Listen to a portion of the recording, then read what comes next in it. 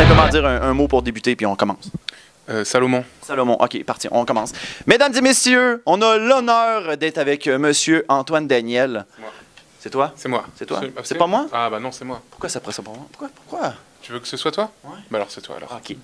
Mais... tu veux que je t'interviewe? alors, Antoine Daniel, comment ça va? Ça va très bien. Écoute, Monsieur Antoine Daniel, c'est vos débuts au Québec. Oui. Comment s'est passé le voyage? Comment se passe votre rencontre avec les fans? Ah, c'est horrible. Non, c'est pas vrai. Non, je peux le prendre? Oh oui. Non, c'est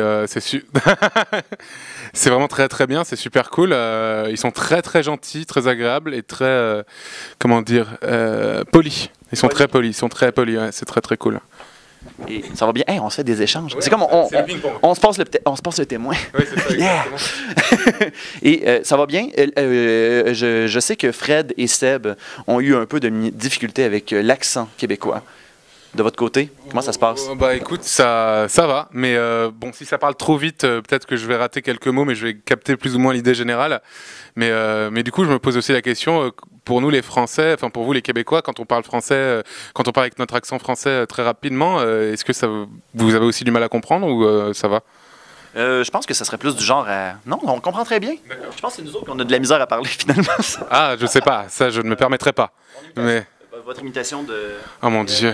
Québécois, ça ressemblerait à quoi? Pose-moi une question ou je sais pas, je vais essayer de ça va être pitoyable, hein, je suis désolé. Ton char, est-tu pogné dans le slotch? Alors j'ai rien compris du tout. J'ai absolument rien compris à ce que tu viens de me dire. C'est facile. Est-ce que ton char est pogné dans le slotch? Est-ce que mon char est pogné au slotch? Ouais. Bon, le char c'est la voiture. Oui. C'est la voiture. Vous dites à la place de t. Non, vous dites la voiture. Vous dites comme ça. Je sais pas du tout faire l'accent québécois. Je suis très nul. Je suis très très nul. Je suis très... Il va y avoir d'autres belles questions. Ah oui, merci beaucoup. Qui s'en viennent. Ah oui. Je trouve ça le fun. C'est comme, vous êtes le premier invité avec qui que je passe vraiment le micro. Ah bah oui. Est-ce que vous êtes, est-ce que c'est un souci? Vous voulez absolument avoir le contrôle du micro? Est-ce que c'est quelque chose? J'aime bien parce que parfois je bouge beaucoup quand je parle et quand je fais comme ça, si tu me le tiens comme ça et que je vais faire comme ça va. Au pire des cas, moi je vous suis. Ah. C'est ça que je fais. Mais bah ça me gêne un peu que tu me suives comme ça parce que je me dis c'est chiant pour toi, tu vois, si je suis comme ça. Ah oui, voilà. C'est pas sympa quoi. Donc je préfère le faire moi-même. Voilà. Ça s'adapte à tout le monde. Exactement. Voilà. Écoutez, Monsieur Antoine Daniel. Oui. Vous êtes maintenant rendu une légende. Est-ce qu'on peut dire une légende aujourd'hui? Vous êtes maintenant rendu une légende au niveau du vidéo. Comment vivez-vous cette nouvelle vie que les gens peuvent vous reconnaître maintenant dans la rue? Est-ce que vous êtes à l'aise avec cette nouvelle vie? Je suis plus à l'aise quand les gens me reconnaissent et qu'ils viennent me voir directement pour venir me parler plutôt que les gens qui me regardent du coin de l'œil et qui viennent pas me parler ou qui me prennent en photo sans me demander ma permission, etc. Ça, j'aime pas du tout par contre. Et ça arrive beaucoup en France. Donc une personne qui vous regarde et qui respire fort. C'est ça. Mais du coup, je préfère clairement, si on me reconnaît, qu'on vienne me voir et me dire même s'ils veulent une photo, juste me demander, je dis tout le temps oui si on me demande. Donc voilà. Vous êtes généreux avec vos fans, j'imagine? Bah, en tout cas, je suis pas méchant. Généreux, je sais pas, mais je suis pas méchant. Bah, c'est aussi grâce à eux que c'est mon travail maintenant. C'est parce qu'ils regardent les vidéos, qu'ils les apprécient et tout, et c'est vraiment super d'avoir un public pour regarder les vidéos, quoi. Donc forcément, je suis gentil avec eux parce que je les aime beaucoup. Ben oui, je comprends. Écoutez, faire un What the Cut vous demande beaucoup de recherche. Le temps de conception d'un seul épisode. Je sais que ça peut varier de beaucoup car chaque épisode peut être unique. Mais est-ce qu'il y a une moyenne? Non, il n'y a aucune moyenne. À une époque, il y en avait une, mais maintenant, comme je vis de ça et que ça fait beaucoup de vues, j'ai le confort de pouvoir sortir les vidéos exactement comme je le veux, sans être pressé par le temps. Et du coup, je prends vraiment mon temps pour sortir à chaque fois des vidéos que je trouve très très bien, en tout cas moi. Et du coup, ça peut vraiment varier. Il n'y a aucune moyenne. C'est souvent plusieurs mois hein, dans tous les cas. Mais non, il n'y a pas de règles prédéfinies. Ça change à chaque fois et ça évolue d'épisode en épisode. Okay. Donc voilà.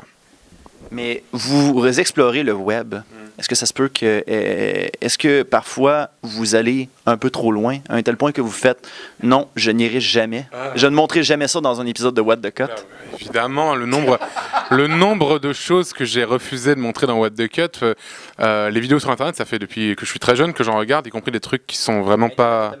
Existaient même pas lorsque... Exactement, que j'allais déjà sur Internet avant même son existence.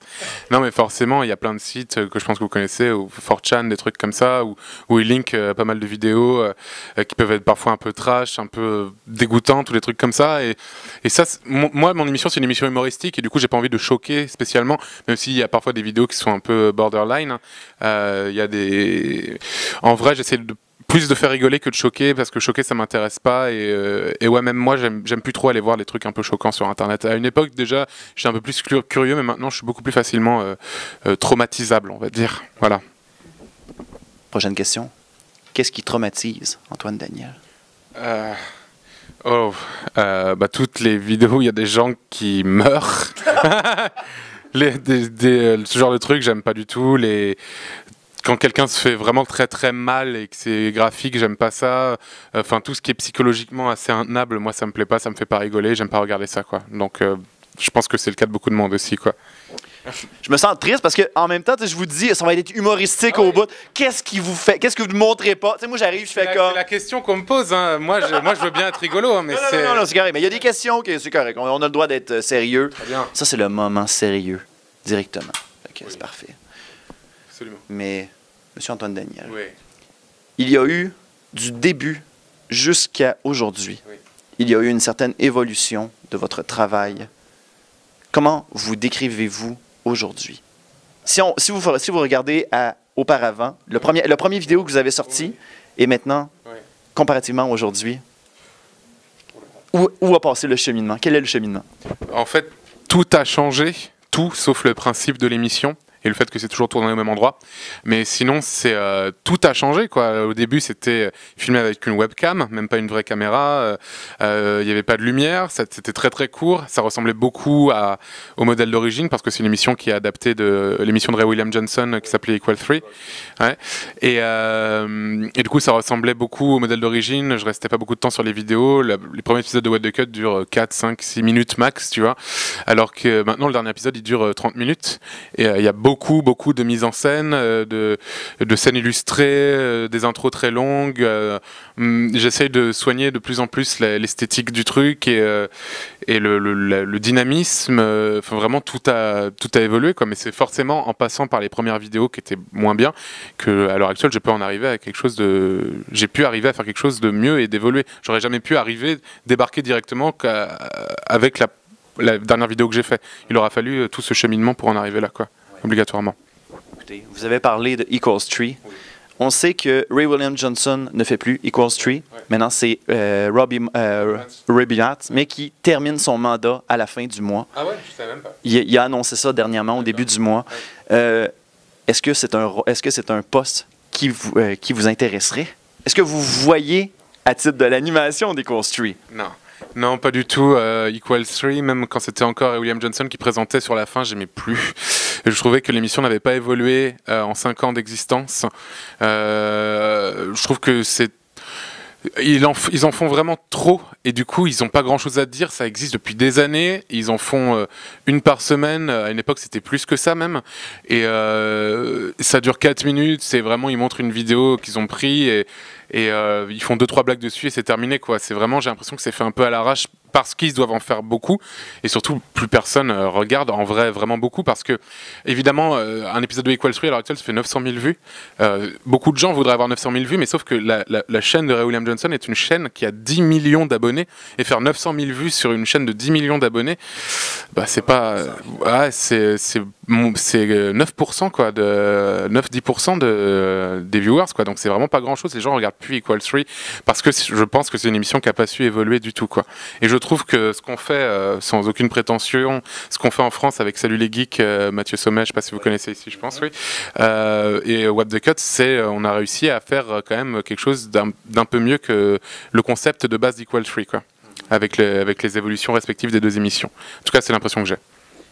Vous parlez de Monsieur Mathieu Sommet, oui, qui fait aussi des révisions de vidéos. Ouais. Le considérez-vous comme un concurrent?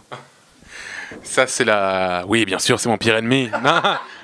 Non, pas du tout. Non, c'est un très bon ami même. Et non, en plus sur Internet, il n'y a pas de concurrence parce que les gens peuvent aussi bien regarder Salut les Geeks que What the Cut. On peut regarder autant de vidéos qu'on veut sur Internet. C'est pas parce que je regarde Le Joueur du Grenier que ça va m'empêcher de regarder Salut les Geeks, tu vois. C'est pas comme si j'achetais un réfrigérateur. Si j'achète un réfrigérateur, j'ai pas acheté celui de la marque concurrente. Alors que là, évidemment, c'est pas la même chose. Vu que c'est gratuit, à part le prix de la connexion Internet, évidemment. Mais sinon, oui, voilà. Donc non, c'est pas un concurrent, évidemment. C'est un ami. Oui. C'est un ami. Oui. Tout va bien. Écoutez, nous avons rencontré Joshua du Grenier, Banzai qui était venu l'hiver dernier. On avait posé la question à Banzai, la personne avec qui il aimait le plus faire des collaborations, avec qui il aimait le plus travailler, côté collaboration dans les youtubeurs francophones, de votre côté. Ouais. Moi, c'est surtout mes amis qui sont pas très connus en fait. Moi, parmi mes meilleurs amis du net français, ils sont pas très connus. Il y a Danny Caligula qui fait Doxa, il y a Super Metawendo qui est un de mes meilleurs amis. Mais sinon, dans les très connus, évidemment, j'aime beaucoup Mathieu Sommet, les joueurs du grenier aussi. Il y en a plein que Y Penser. Je sais pas si vous connaissez Y Penser ici. Ah, oui. Lui, il connaît. Lui, il va sur le web. Lui, il est bon. Vous inquiétez pas, je pense que l'année prochaine, vous connaîtrez dans tous les cas. Si je reviens ici et que vous m'en demandez, je pense que vous connaîtrez. Ouais, non, il y en a plein. Je dirais, dans les très connus, je dirais Joueur du Grenier et Mathieu Sommet, ouais, je pense. Voilà. Et sinon, Mister JD aussi, que j'aime beaucoup. Ouais. Voilà. Et si on y va avec la personne que vous détestez le plus faire des collaborations?